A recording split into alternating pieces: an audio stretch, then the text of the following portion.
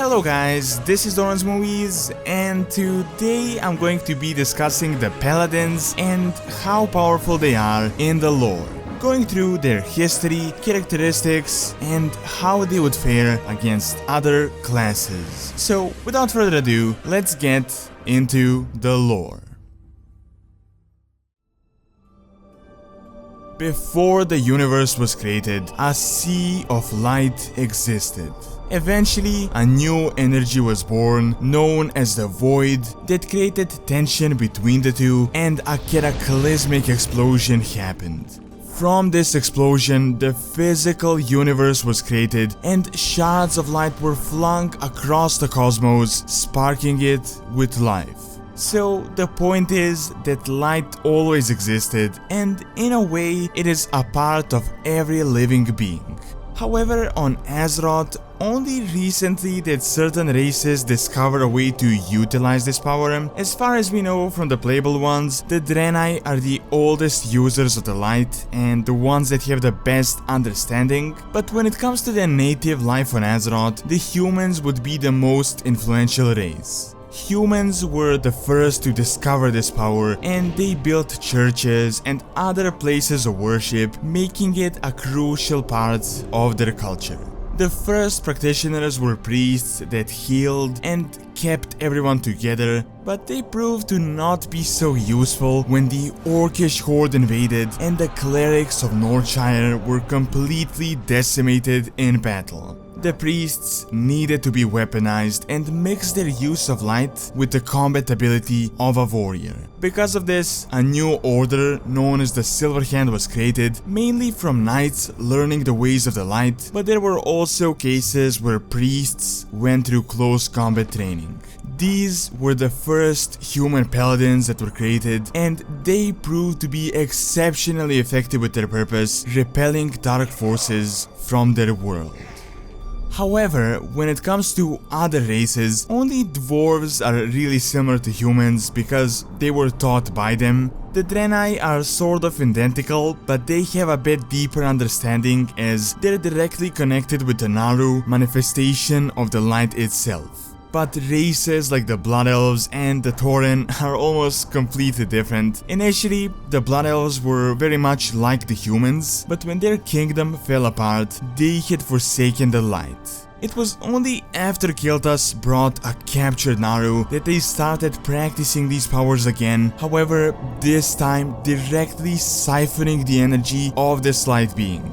The Sunwell was reignited eventually, and the Blood Knight Order did turn more towards the older traditional practices, but even now today they aren't the same as the humans. On the other hand though, the Tauren are barely even the same class. They're more druids of the sun than they are paladins, but nevertheless all of these races can wield the powers of the light in one way or the other.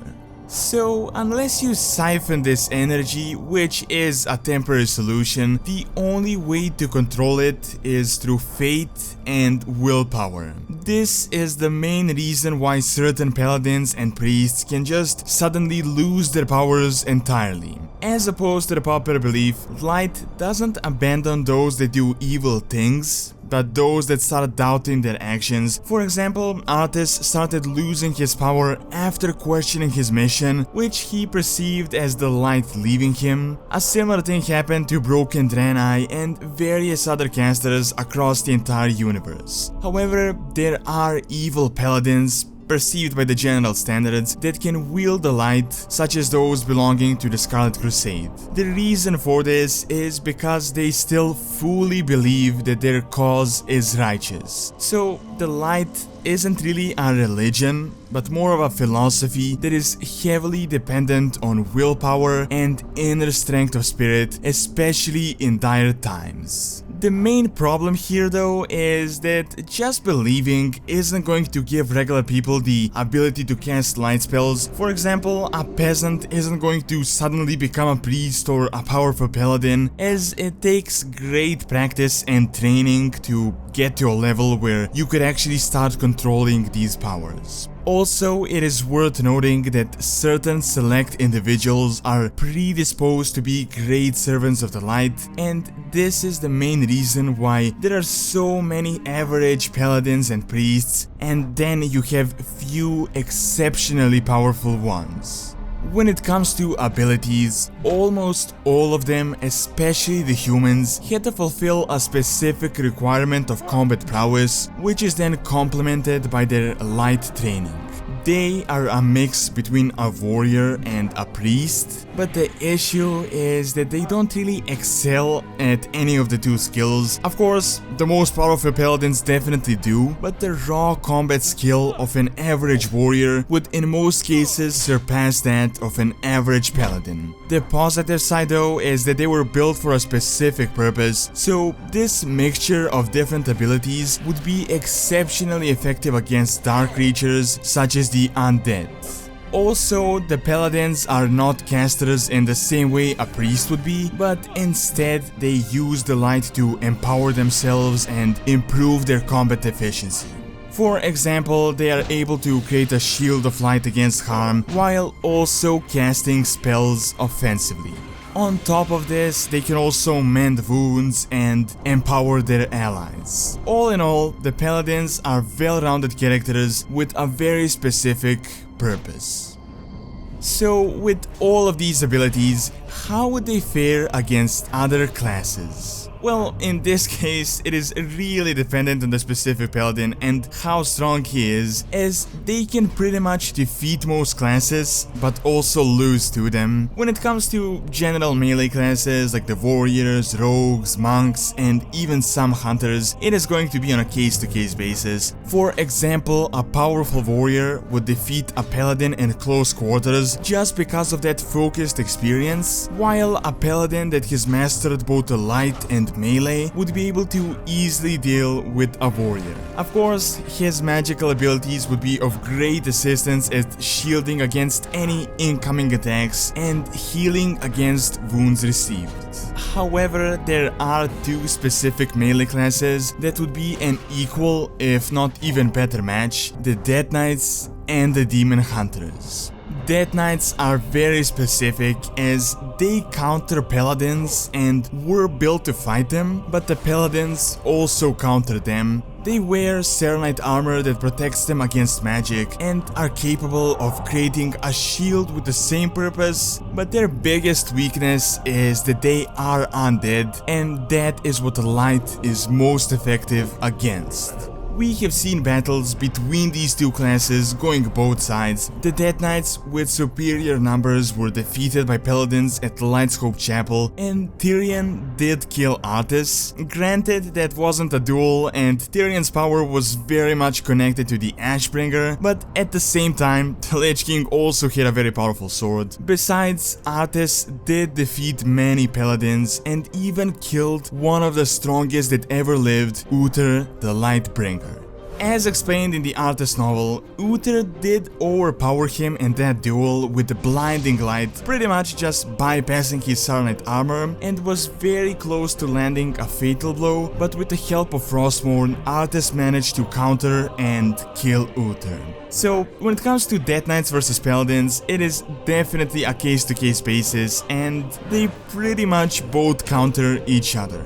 On the other hand, it is really hard to speculate what would happen with a Demon Hunter because there were really no notable recorded duels, but in terms of melee, Demon Hunters would definitely win. The only way Paladins would stand a chance would be with the help of the light, as it is also useful against demons, but right now there just isn't enough information to properly guess.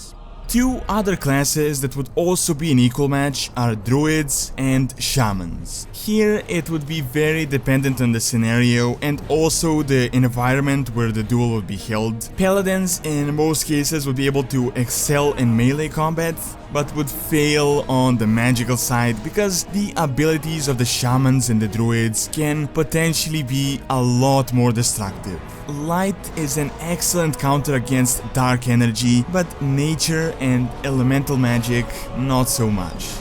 When it comes to priests, it would definitely be a very strange battle. Obviously against holy priests, paladins would win, but against shadow it would be really dependent, because the light would be a good counter against them, but they could also be able to counter paladins.